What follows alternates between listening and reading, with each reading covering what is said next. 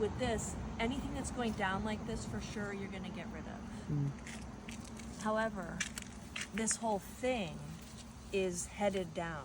So I would even say, this is, you know, in your future interest, okay? You're gonna do this.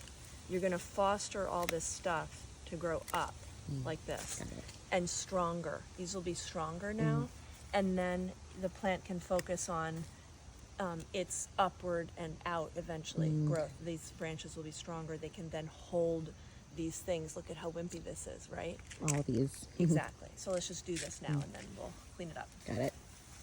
So we're clearing out all the stuff on the bottom and then bringing other ones in. Counterintuitively, it will make it bushier.